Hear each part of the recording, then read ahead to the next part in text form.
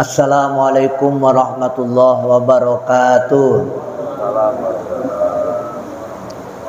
Ya Rabbi bil Mustafa balligh maqasidana waghfir lana ma madha ya wasi'al karami. Ya Rabbi bil Mustafa balligh maqasidana waghfir lana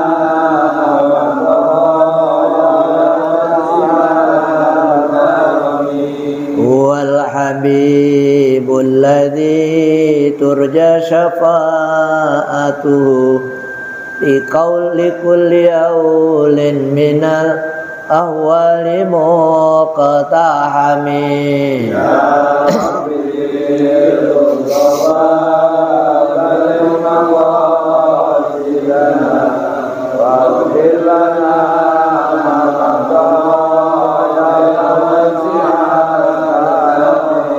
Maulaya salli wa sallim daiman abada ala habibika khairil khalqi kullihim. Ya Rabbil Mustafa balligh maqasidana waghfir lana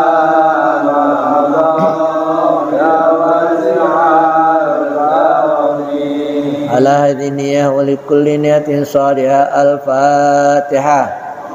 A'udzu billahi minasy syaithanir rajim. Bismillahirrahmanirrahim. Alhamdulillahi rabbil alamin arrahmanir rahim maliki yaumiddin. Iyyaka na'budu wa iyyaka nasta'in ihdinas siratal mustaqim. Siratal ladzina an'amta 'alaihim ghairil maghdubi 'alaihim waladdallin. Amin. Bismillahirrahmanirrahim. Bapak Ibu sekalian yang saya muliakan, alhamdulillah kita bersyukur kepada Allah. Pada malam hari ini kita bisa lanjutkan kajian kita masih di dalam surat Al-Fajr. Bismillahirrahmanirrahim. Alam taro kaifa fa'ala rabbuka bi'ad iramadatil imad. Itu kajian kita pada malam hari ini. Alam taro ai alam ta'lam ya Muhammad.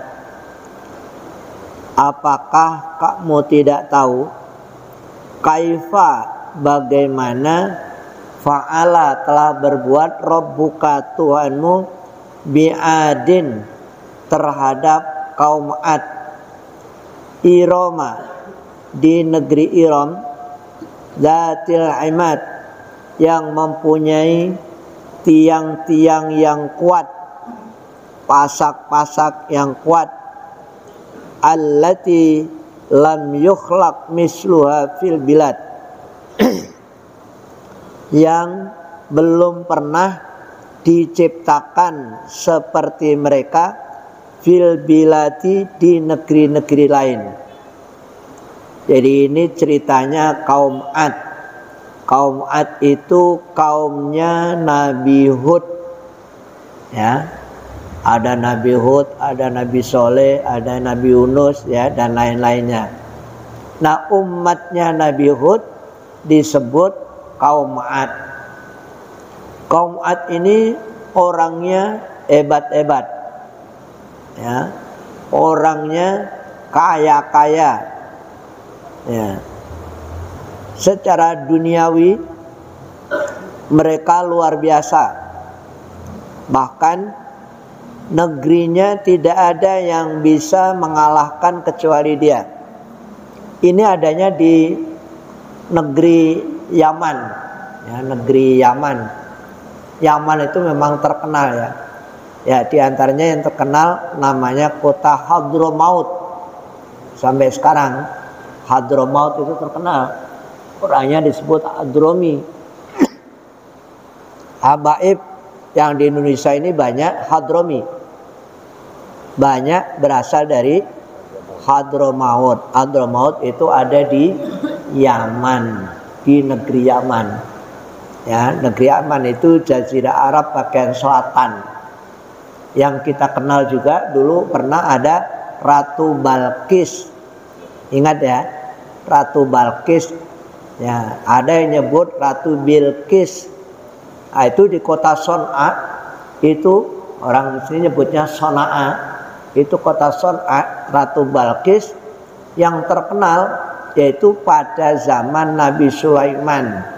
Sezaman dengan Nabi Sulaiman. Nah, Ratu Balqis ini perempuan tapi hebat luar biasa. Tapi masih kalah hebat dengan Nabi Sulaiman. Ya, cerita pendeknya akhirnya Ratu Balqis tunduk dan takluk kepada Nabi Sulaiman. Akhirnya dinikah oleh Nabi Sulaiman di bawah kekuasaannya Nabi Sulaiman. Nabi Sulaiman yang terkenal itu, ya, nabi yang kaya, yang kemampuannya luar biasa, bahkan kaumnya tidak hanya manusia, termasuk binatang-binatang. Nabi Sulaiman itu paham omongannya hewan. Ya, sampai ada yang terkenal yaitu burung hudhud. Ya, ingat ya, burung hudhud ini salah satu umatnya atau kaumnya Nabi Sulaiman yang waktu apel dia terlambat datang. Gara-gara dia terbang jauh ke negeri Yaman. Begitu datang terlambat, lapor kepada Nabi Sulaiman, mohon izin kalau dia terlambat karena dia pergi jauh. Ya, namanya burung, ya mungkin terbang kemana-mana. Nyasar katanya, saya ketemu dengan suatu negeri yang adil makmur. Ya, kalau orang sini nyebutnya baldatun thayyibatun wa rabbun ghafur. Negerinya makmur, Pak, kaya, tapi yang mimpin orang perempuan. Orang perempuannya cantik. Akhirnya oleh Nabi Sulaiman tertarik. Singkat ceritanya akhirnya dinikah. Itu di negeri Yaman, punya cerita. Tapi Nabi Sulaiman sendiri bukan kelahiran Yaman, ya. Yang Yaman Ratu Balqis tadi. Nah, ayat yang pada malam hari ini yang kita kaji, yang kita bahas, penduduk Iram ini adalah penduduk di sekitar Hadramaut, masih di wilayah Yaman, di negeri Yaman. Anak-anak Betawi sampai hari ini masih banyak yang belajar ke negeri Yaman karena ngikutin habaib-habaib itu. Yang terakhir kemarin Habib Umar, ya, yang datang ke Indonesia. Tahu datang ke Al-Khiratul Islam nggak kemarin? Belum ya. Habib Umar, ya. Ya, datang ke tokoh-tokoh besar, ke habaib yang ada di Indonesia. Nah, ini penduduk Iram yang disebut dengan penduduk atau kaum Ad tadi, ini kaum yang kuat, yang hebat, tetapi tidak mau patuh pada Rasulnya, tidak mau patuh pada nabinya. Walhasil ketika Nabi Hud itu berdakwah, kalau menurut orang Betawi dicengin. Apa itu dicengin? Dicuekin. Ya. Jadi ngaji begini dicuekin. Kayak ceritanya Nabi Musa, ya. Nabi Musa lagi ngaji begini ditinggalin sama umatnya, Pak. Kasihan. Apa ceritanya? Jadi kalau ngaji begini terus minggir ke dekat pintu situ, ceplos keluar. Hilang. Kagak ada. Nanti ada lagi itu pintu sebelah sana, mundur, ceplos, hilang. Lama-lama habis, tinggal sedikit. Nabi Musa bingung, ini pada kemana ini umatku? Jamaahku pada kabur nih. Dicari-cari, ternyata ketemu di kali. Kalau orang sini kali Ciliwung. Ya itu dilalah. Kalau lagi musim seperti itu, lagi musim pengajiannya Nabi Musa, nah kok ikan yang di Kali Ciliwung itu kok ada naik ngambang. menggoda imannya umat di situ itu. Akhirnya pada lari ke sono ke bawah. Masih ada kan Kali Ciliwung? Nyari ikan, ya, nyari ikan. Ya, akhirnya begitu Nabi Musa punya selidik lah. Murid saya lah, kok di sini semua tadi ngaji hilang. Nah, kalau zaman sekarang hilangnya bukan ke kali, hilangnya ke mall ya. Lah, kemana ini umatku, jamaahku pada lari ke mall? Ini lari ke kali nyari ikan. Wah, begitu Nabi Musa datang, lah kok pada bawa ikan. Tergoda dia imannya. Nabi Musa marah, kesel, minta sama Allah supaya dia dirubah bentuknya dari manusia jadi kera, ya,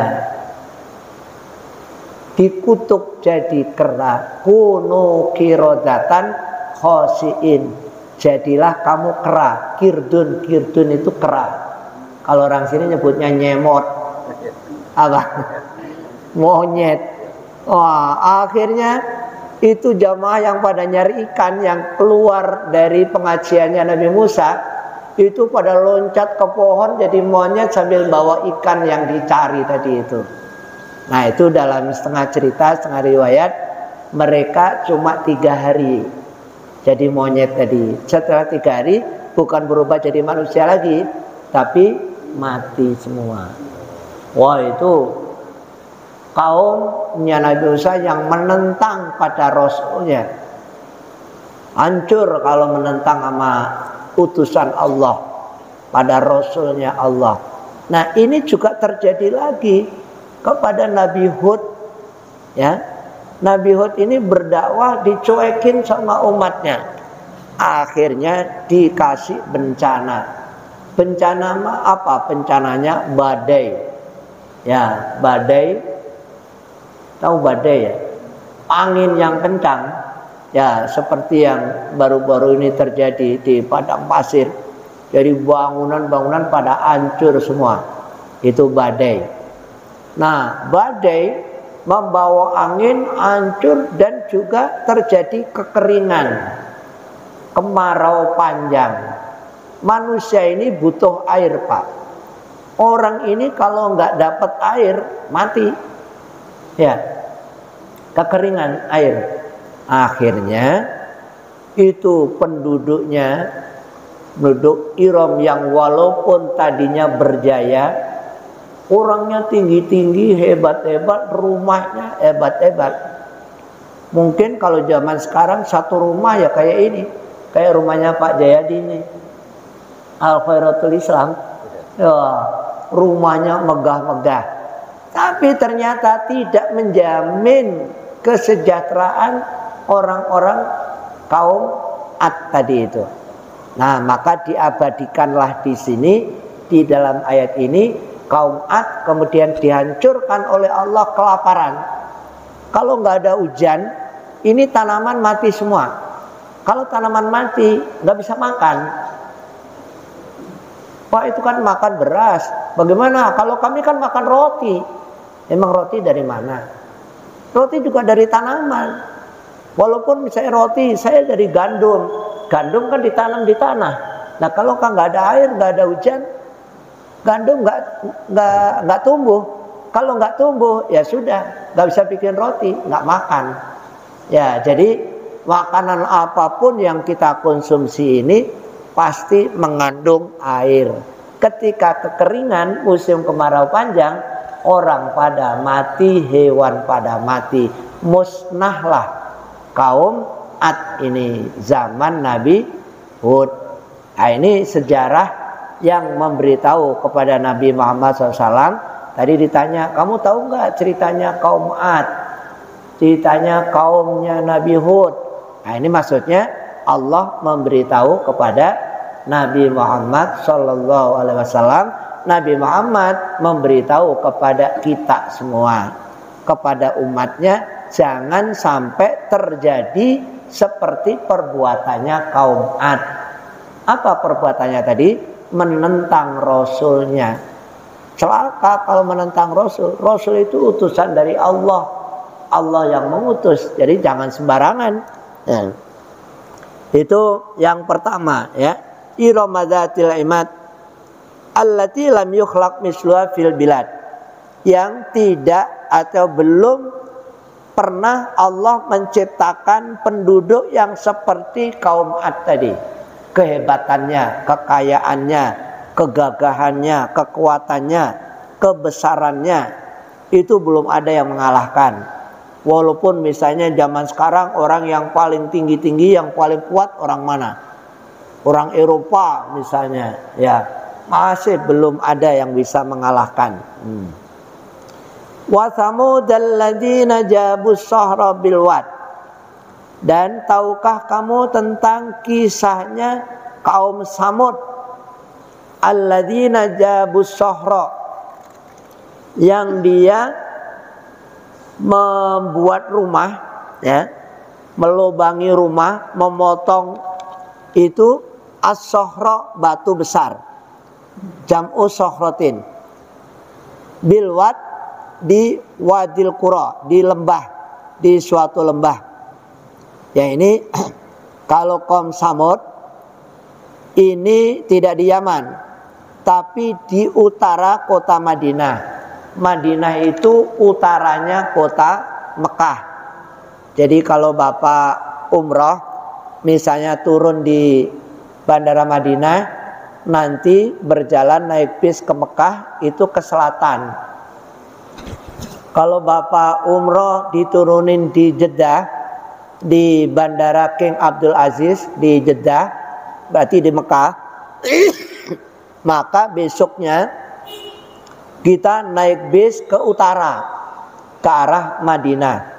Nah, ini kaum Samud ini adanya di sebelah utaranya kota Madinah. Jadi kebalikannya kaum Ad tadi. Kalau Ad di selatan, ya. Kalau Bapak pernah melihat peta dunia Jazirah Arab, itu kalau Yaman di bawah, seperti gambar Malaysia itu ya, atau gambar Sulawesi. Di ujung bawah itu kan Makassar ya. Nah, Yaman itu seperti itu, di bawah begitu. Nah, Madinah itu di atas. Palestina, Syam, Syria itu di atas kalau di peta. Nah, kalau di atas itu, kalau di fakta itu di utara namanya. Jadi penduduk Samud atau kaum Samud ini kaumnya Nabi Soleh. Ini juga orang hebat-hebat. Rumahnya itu, jadi dia melubangi batu-batu di gunung. Gunung itu berupa batu besar dilubangin. Ya, kalau sekarang sih digergaji pakai alat mesin ya. Ada kebor mesin itu jros yang seperti kita tahu itu ya. Zaman sekarang belum ada. Ya dipahat, tok tok tok tok. Itu kalau nggak orang kuat ya nggak bisa. Nah, mereka berumah atau bikin rumah tempat tinggal di gunung-gunung itu. Kuat tentunya rumahnya. Kalau kita kan pakai tiang-tiang gini kita bikin. Kalau dia batu, ya rumah besar tapi rumah di dalam batu, ya di gunung-gunung. Ini penduduk Samud, ya, yang rumahnya di seperti itu. Nah, diceritakan kaum Samud ini kaumnya Nabi Soleh. Nabi Soleh. Masih ingat Nabi Soleh apa mukjizatnya? Dia punya unta. Ya, Nabi Soleh itu dites, diuji oleh kaum Samud, oleh jamaahnya. Saya mau masuk Islam, saya mau beriman kepada kamu kalau kamu bisa mengeluarkan seekor unta, binatang unta dari batu ini. Mereka nunjuk batu besar. Nggak masuk akal itu ya, irrasional. Tidak mungkin unta yang hidup keluar dari batu. Itu kalau menurut logika nggak masuk akal. Tapi namanya mukjizat. Mukjizat itu khariqul adah. Dan mukjizat itu sesuatu yang berbeda dengan kebiasaan. kebiasaan yang namanya unta itu keluar dari mana? Kandang. Keluar dari perut ibunya. Keluar dari perut ibunya itu unta. Lahir dari perut ibunya unta, induknya. Ya, tapi ini memang kaumnya bandel. Ngetes, kalau kamu benar-benar Rasul, coba kamu keluar ini dari batu ini unta. Akhirnya Nabi Soleh terpepet seperti itu, minta tolong kepada Allah, berdoa kepada Allah agar supaya dia diberi mukjizat mampu mengeluarkan binatang unta dari batu besar tadi. Akhirnya dipukullah batu tadi, terbelah jadi dua, keluar binatang unta. Ini orang-orang kaum Samud ini, umatnya Nabi Soleh, masih saja juga nggak beriman. Emang niatnya tadi cuma ngetes doang. Ya, ngetes, lu Rasul bukan sih, gitu. Bukan berarti dia ingin masuk iman, masuk Islam. Tidak ada niatan yang baik. Ya, dia hanya untuk ngetes saja. Ternyata Nabi Soleh mampu, ya. Kalau istilahnya orang Betawi, gua jabanin lo. Ya, mau nantangin apa? Ayo, suruh keluarin unta dari batu. Sini, saya keluarin. Keluar beneran. Ya, keluar, itu mukjizatnya Nabi Soleh. Lahir unta dari batu. Yang menurut logika tidak mungkin. Tapi semuanya serba mungkin. Itulah mukjizat. Ya, sama dengan Nabi Musa, mukjizat yang paling sering digunakan kan tongkat. Tongkatnya Nabi Musa bisa keluar ular. Ya, bisa membelah laut juga. Ular, jadi ketika ditantang oleh tukang sihirnya Fir'aun, itu tukang sihirnya Fir'aun pada manggul itu tali tambang yang besar-besar. Kalau Bapak dulu ingat, zaman dulu kan ada tali, kalau kebo itu talinya besar-besar itu dari kapal. Ya, kayak gitu. Itu dilempar di lapangan, berubah jadi ular. Tapi ularnya ya paling sejempol kaki gedenya, wong tali tambang. Nah, begitu terakhir udah habis semua, udah ngelempar tali tambang jadi ular. Kemudian Nabi Musa terakhir ngelempar tongkatnya, dilempar ke situ, berubah jadi ular bukan sebesar tongkat. Nih, ini tongkat nih, ini tongkatnya Nabi Musa ya. Ya. Itu tongkat dilempar ya tetap segitu. Nabi Musa tidak. Begitu dilempar jadi ular sebesar tiang ini. Ular, kalau zaman sekarang ular naga. Jadi akhirnya ular naganya Nabi Musa yang besar tadi makan ularnya tukang sihirnya Fir'aun. Yang ular yang kecil-kecil tadi dimakan secara lahap, habis semua. Udah hampir habis. Para pembesar-pembesar pembantunya Fir'aun, waduh, bagaimana kita ini? Kalau bahasa kita, Tuhan, ya tukang sihir kalah kita ini dengan sihirnya Fir'aun. Mereka menganggap Fir'aun, siapa? Musa, sihirnya Musa, ternyata masih kalah. Wah, akhirnya ya sudah, siapkan senjata, kita serbu saja Musa dan bala tenteranya, pengikutnya. Wah, akhirnya Fir'aun ngejar-ngejar Nabi Musa dari Mesir, dari kotanya itu, kota Mesir yang sekarang anak-anak kita pada kuliah di Al-Azhar itu ya, Al-Azhar Kairo, Mesir. Itu dari Mesir situ, keluar dari situ ke pantai Laut Merah, Bahrul Ahmar. Yang pernah umroh atau haji pasti pernah melihat Laut Merah. Warnanya apa, Pak? Biasa aja. Warnanya biasa, air ya kayak di Pulau Seribu, di Ancol. Tapi namanya Laut Merah. Itu mengabadikan dulu darah-darahnya tentaranya Fir'aun, termasuk Fir'aun sendiri tenggelam. Singkat ceritanya, Fir'aun hancur. Ya, karena melawan Nabi Musa. Nabi Musa diberi mukjizat cuma tongkat saja. Ya, punya tongkat itu bisa berubah jadi ular. Begitu kepentok di pantai Laut Merah, tongkatnya dipukulkan ke pantai itu, langsung airnya membelah. Jadi membelah kayak begini, kayak nggak ada air. Kanan kiri jadi seperti tembok, tapi itu air kanan kiri.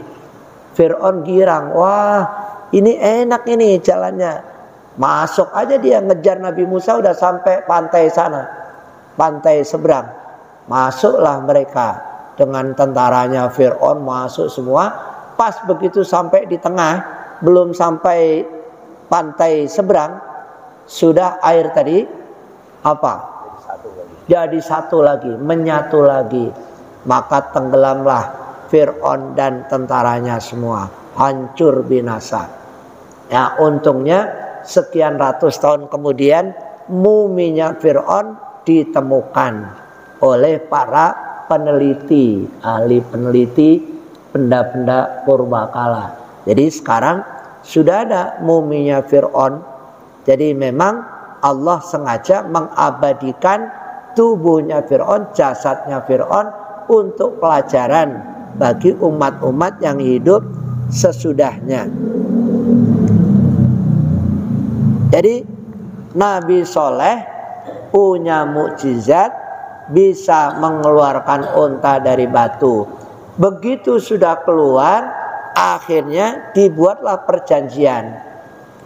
Ya, kalaulah di sini misalnya ada empang nggak daerah sini? Hah? Nggak ada. Ah, udah habis ya. Jadi bangunan.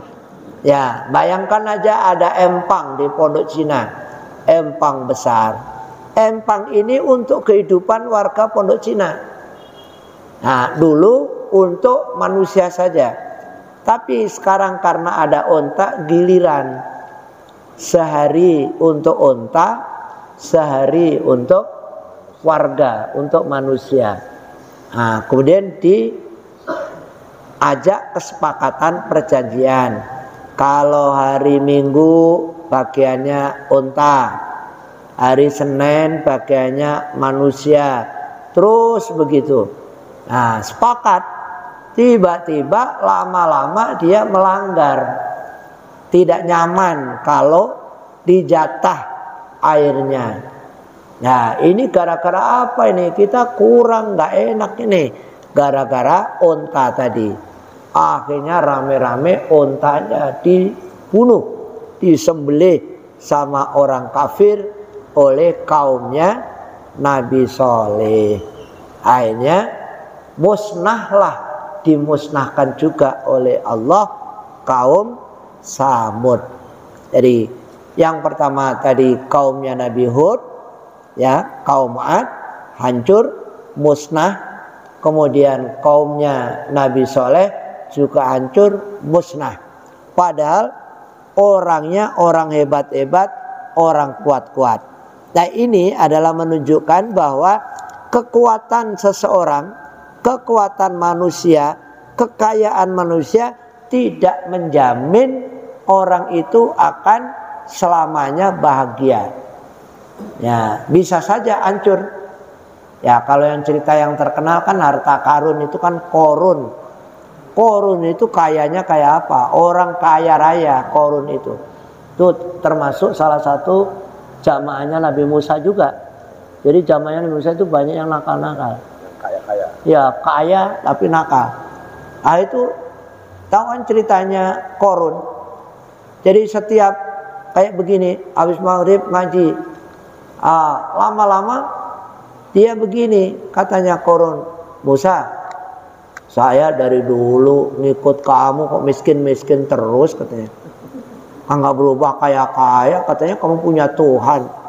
Nah, saya pengen dong doain biar jadi orang kaya. Kamu mintain sama Tuhan kamu. Bener loh, ntar kaya malah males ngaji.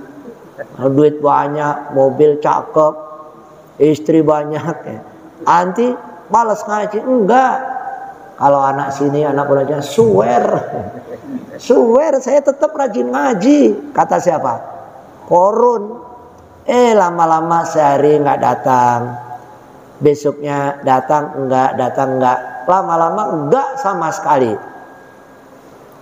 Ditanya, mana Korun ini, kok nggak ngaji-ngaji?